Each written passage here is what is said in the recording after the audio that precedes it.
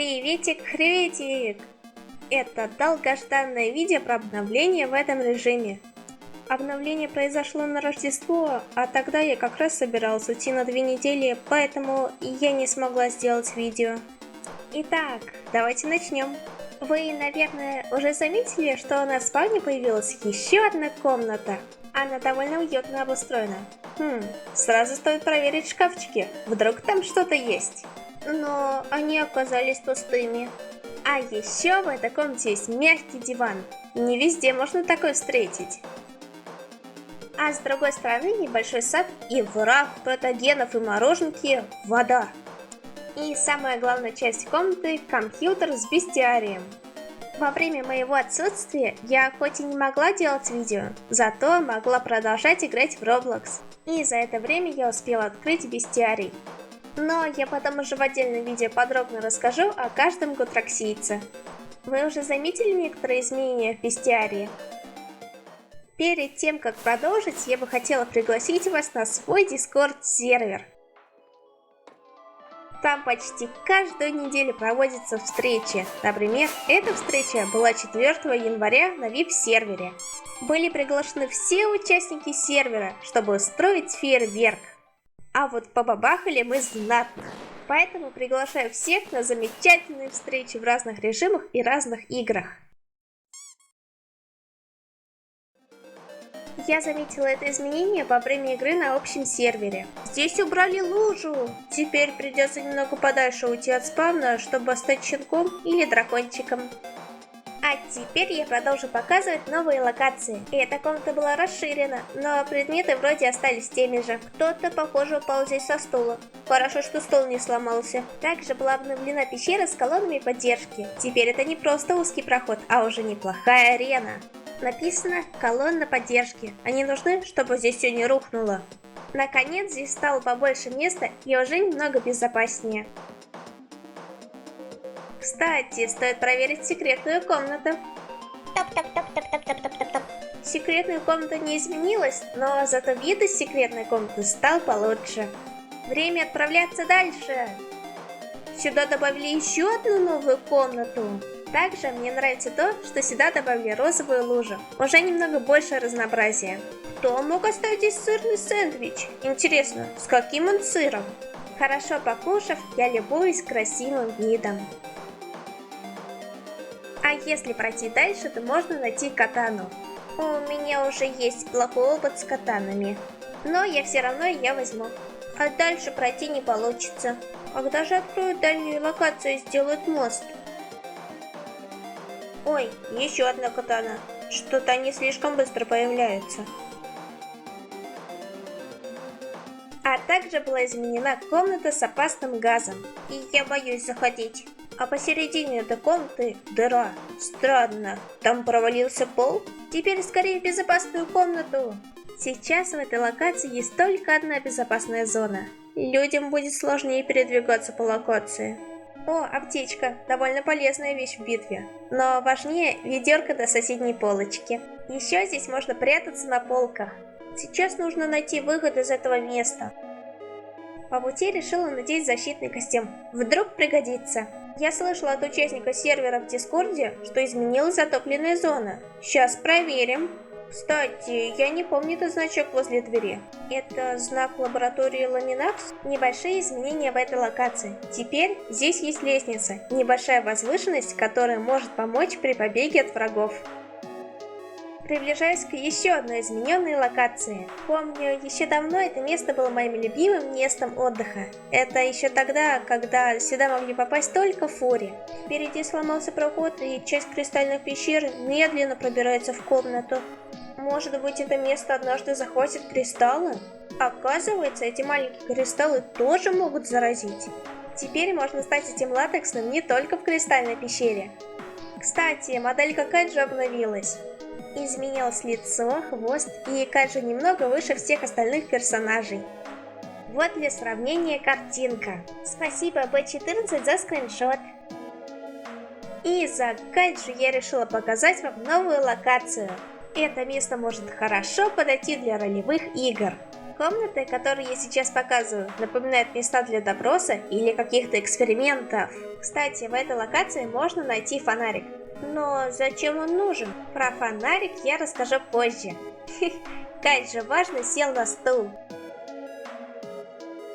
В соседних комнатах находится почти все то же самое, поэтому я быстренько пробегусь по ним. А здесь по бокам проглядываются какие-то трубы.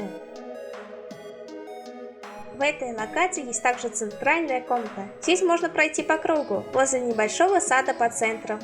Еще здесь можно превратиться в протогена, или же получить пару напитков из автомата. Жаль, что латексные не могут разрушать автоматы с напитками. Рядом есть также соседняя комната. Вроде это первая двухэтажная комната. А еще здесь можно посмотреть, сколько людей и гутраксийцев находится на сервере. Иду на второй этаж. О, здесь можно найти молот.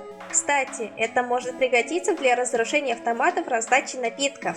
На часах либо 4 утра, либо 16 дня. Вряд ли сейчас утро. Хотя, стойте, стрелки на часах не двигаются. А здесь можно найти еще одни крутые очки. Красивый вид, только меня отсюда видно и можно легко найти. Кайджи все еще пытается достать тебе сладкий напиток.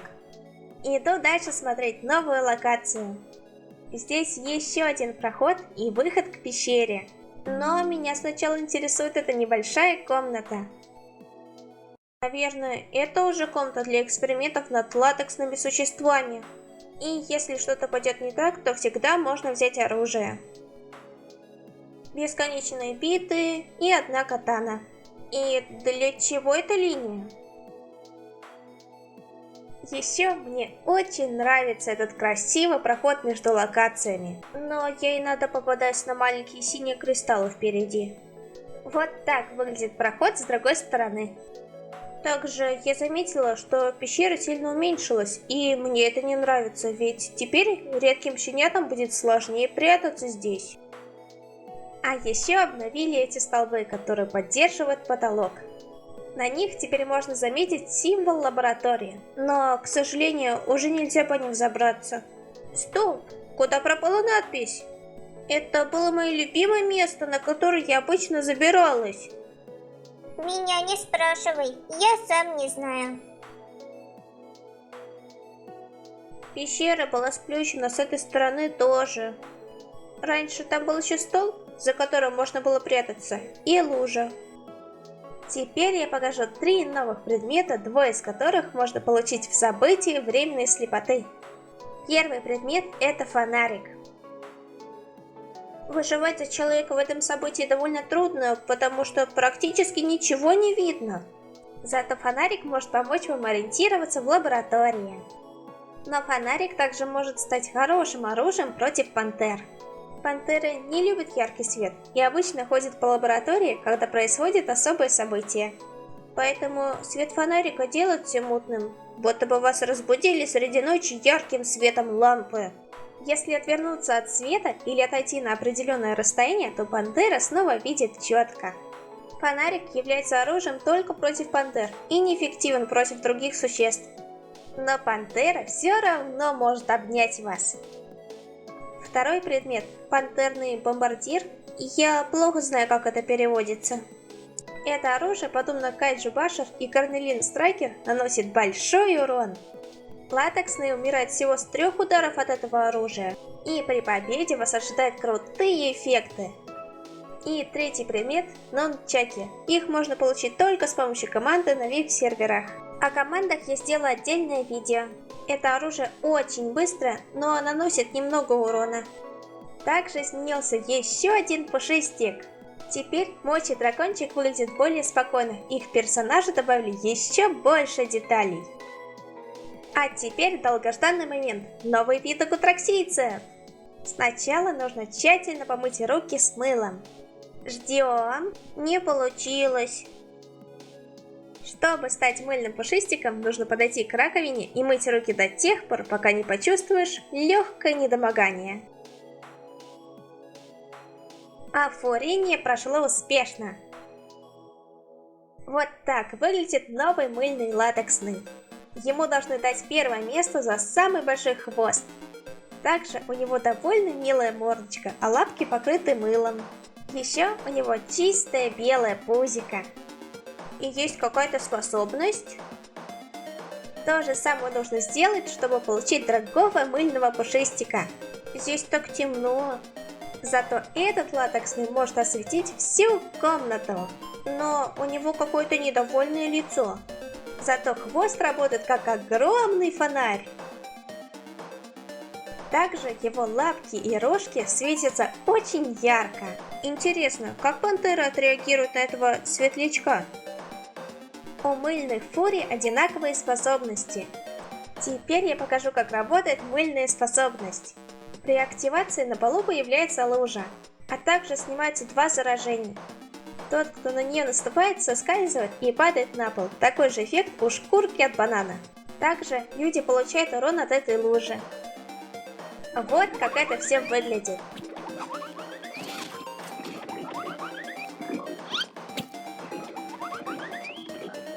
Дышать темно и воздуха не видно.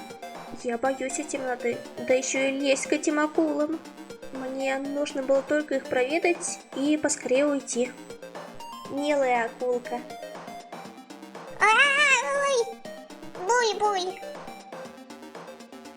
Больше не боюсь ни акул, ни темноты.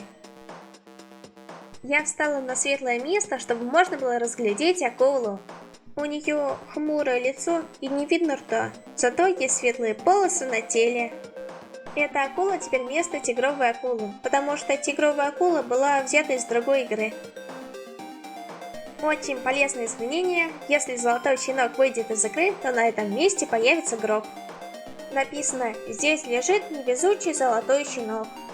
Кстати, этот гроб можно сломать и получить золотую биту. Кстати, щенки могут кусать этот гроб. Теперь за убийство щенят дают только 10 кредитов. Но награда может увеличиваться, если щенок кого-то кусал. В данном случае щенок кусал каждого на своем пути. А теперь время для бонусного момента. Вечеринка с 4 радужными щенятами. Попытка нападения. Мимо. На моей голове находится самый настоящий великан. Кстати, только послушайте эту музыку. Так странно звучит. Снова нападение. У радужного дракончика B14 после заражения змейки появился голубой контур по всему телу. Может, дракончик настолько сильно хочет быть алмазным? Еще одна вечеринка, но уже с людьми. Не надо меня бить! Ай! Ой! А сразу после одной вечеринки мы решили устроить еще одну. На этот раз я с участниками сервера перебрались на общий сервер игры. А потом к нам начали присоединяться другие игроки. У одного из игроков даже была гитара. С музыкой точно будет веселее. Просто наслаждайся вечеринкой.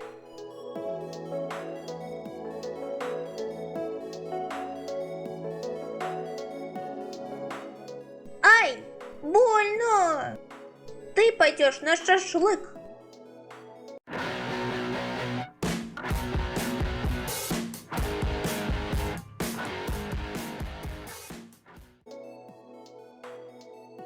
В вечеринке и видео участвовало очень много хороших пузенышей.